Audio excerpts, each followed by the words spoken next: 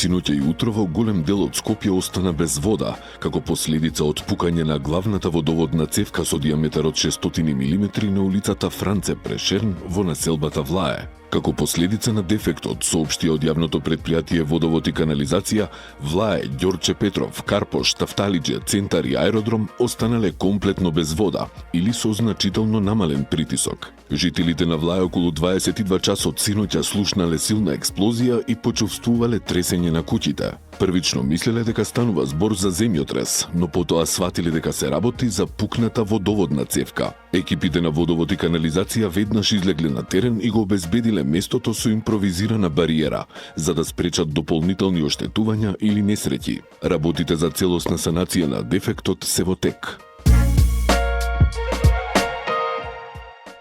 Синоќешниот сериозен дефект на голема водоводна цевка во населбата Влае уште еднаш покажа дека локалните власти треба подобро да ја прегледаат целата водоводна мрежа на Скопје. Оти пречесто се случуваат инциденти по кои делови од градот се без вода, а во некои делови е намален притисокот. Да не зборуваме за огромните губитоци на вода во системот, кој лани се мереше во над 43 милиони и 900 илјади метри кубни. Тоа значи дека изворот Рашче дава многу вода, ама неприфатливо голем процент неповратно се губи. Од јавното предпријатие Водовод и канализација Скопје одамна најавуваат дека имаат усвоена проактивна политика за детекција на реалните загуби во мрежата и стратегија за намалување на загубите. Беше најавувано и дека со сателитско снимање во Скопје ќе се откриваат водоводните дефекти и дека досега се откриени над 200 невидливи дефекти. Но ете, тоа не е доволно. Водоводната мрежа во Скопје очигледно има многу црни точки, кои поради застареност или несоодветна поставеност и одржување демнат и може буквално да експлодираат, како што тоа се случи синоќа во Влае. На потек е јавното предпријатие и град Скопје, особено што токму од овој месец се покачи цената на водата за пиење. Приватните автобуси денеска возеа само до 10 часот. Така ќе биде и во следните денови, доколку од ЈСП не им се надмири долгот од 90 милиони денари. Според превозниците, вкупниот долг на ЈСП кон нив изнесува 170 милиони денари. Тие велат дека им е кажано од и град Скопје префрлил дел од средствата кон ЈСП, но не е јасно каде се насочени парите. Превозниците најавуваат дека ограничениот режим ќе трае додека не се изврши исплатата. Вчера денот беше убав и погоден за маратонците во Скопје. Зошто не беше погоден и за скопјани кои во мал број излегоа да го следат најголемиот спортски настан годинава, во кој имаше дури 14.000 учесници, меѓу кои врвни атлетичари од Кенија, како и нашиот супермаратонец Дарио Ивановски. Маратоните во светските градови се настан, атракција, не само спортска, туку комплетна општествена и социјална манифестација. Фестивал на енергијата на секој град домаќин. Бостон живее за маратонскиот викенд. Парис и Лондон со посебни програми привлекуваат не само надпреварувачи, туку и туристи од цел свет, а улиците се преполни со поддржувачи и навивачи кои на маратонот му даваат посебен шмек. И во Скопје минатите години беше слично, но оваа година, иако организацијата беше на уште повисоко ниво, иако имаше рекорден број на надпреварувачи, скопјани направија неславен рекорд – најмала посетеност. Тук таму по некој гледач, ретко кој заинтересиран што се случува на улиците,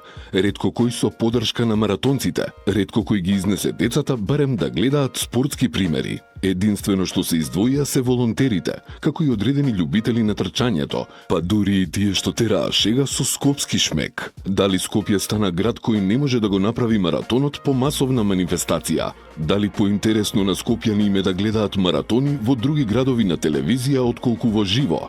Или пак требаше годинава да трчаат Цеца и Дино Мерлин за да има публика?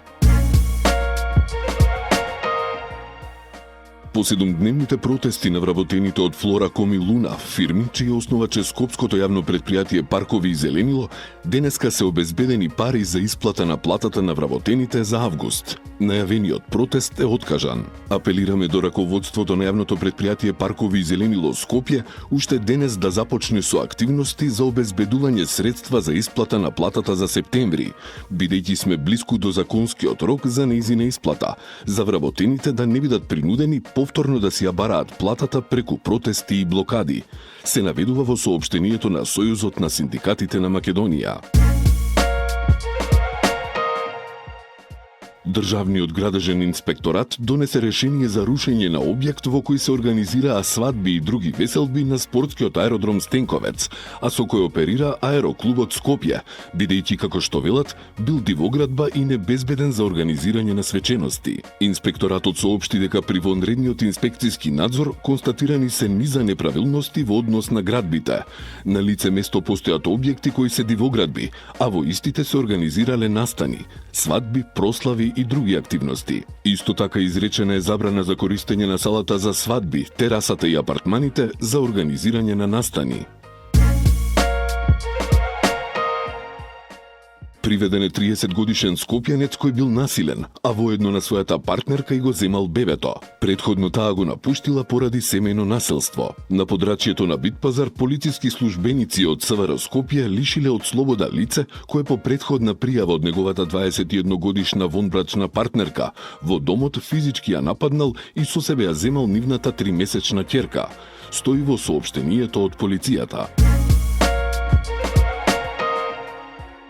Викендов 76 годишен возач прегазил две малолетни девојчиња на улица во Скопје. Од МВР соопштија дека малолетничките се здобиле со тешки телесни повреди и се префрлени во градската општа болница Свети Наум Охридски на лекување. Против возачот по завршувањето на истрагата ќе биде поднесена соодветна пријава.